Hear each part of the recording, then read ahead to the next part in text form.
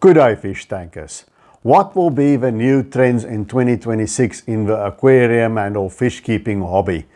Well, I've made a list of 5 things that I observe sitting here in South Africa, which of course is a much smaller market than you have in the US and the UK.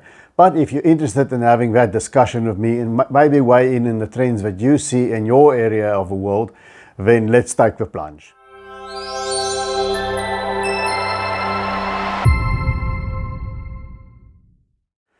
The first thing is a continuation on this big aquascaping boom that just keeps on going and going. And I think we are definitely going to see more and more high-tech planted aquariums. People are no longer as scared of CO2 as they used to be. They're starting to learn that it is a once-off big expense, but thereafter it's not really that expensive to keep it going. And with all the lights, fancy lights on the market and all the equipment and the variety of plants that you can grow, I think high-tech tanks are becoming more and more popular, even though I'm sort of known as the low-tech guy, although I've got some fancy lights nowadays. But I think we're going to see a lot more of CO2 injected high-tech planted tanks, and I think it's also helped on by the IAPLC contest, you know, the International Aquatic Plant Layout contest, the Japanese contest that's so prestigious, and even some South Africans have entered and placed in it. So I think this trend is definitely one that is going to continue unabated. We're going to see more people jumping into CO2 because it's quicker to get your plants in that lush fashion than the low-tech method. You can have more plants, and we live in a society where people want to see quick results. Then, number 2, that builds on this, of course, I think we're going to see more rimless, low-iron tanks, more fancy tanks all in all.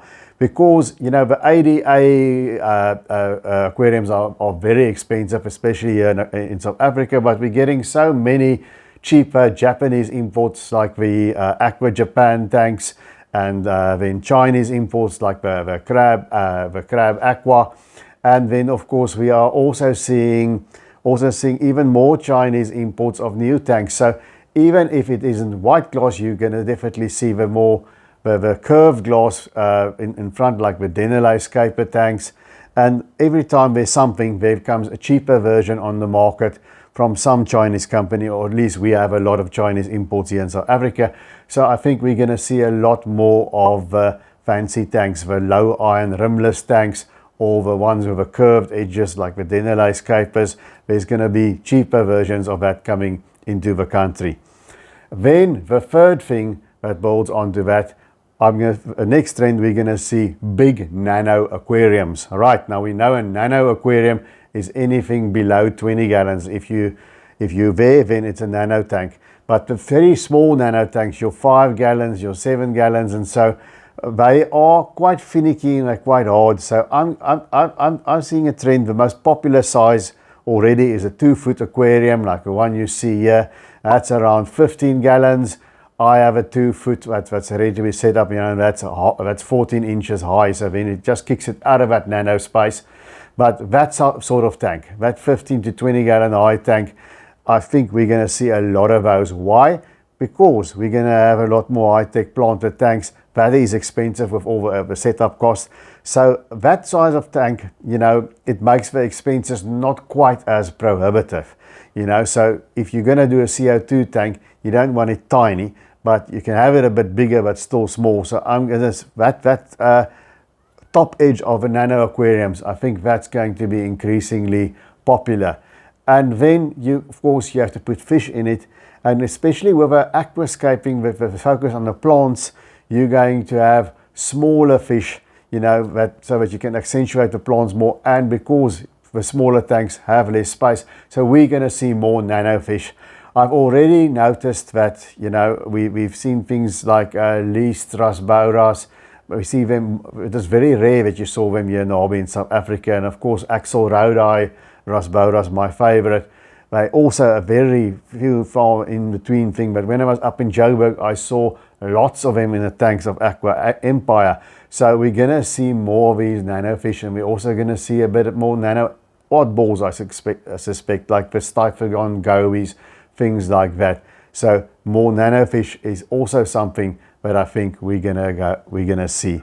Then lastly, I was thinking about this quite a lot. Is it gonna be more of it? Is it gonna be less of it? I think overall we're gonna see less glowfish in the hobby. I think the kids are also teenagers. There's a chap down the street from me. He's also more into the planted tanks and the more natural thing. And then you start moving away from the glowfish. As you guys know, I'm not a glowfish fan. At least it hasn't got that cruelty of those horrible dye-injected fish that we used to see in the hobby that's now all but disappeared, or those tattooed fish that comes from the east. Please never buy those. They inject the fish with dye. It's a cruel practice. The glowfish at least isn't that. It's genetically modified. But to me, I'm not crazy about it. Now in South Africa, we only tend to see the black skirt, white skirt tetras, the tiger barbs, and the danios in glowfish form. And I know overseas you have a glow corridoras, even glow angels.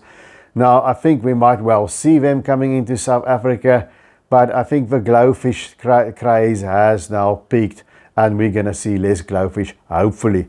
Guys, tell me in the comments below, what do you see as the trends in the hobby during 2026? If you're sitting maybe in the UK, maybe in the US, Europe, you've got a much bigger market than we've got. I'll be very interested to see how you read the market. And that's it from me.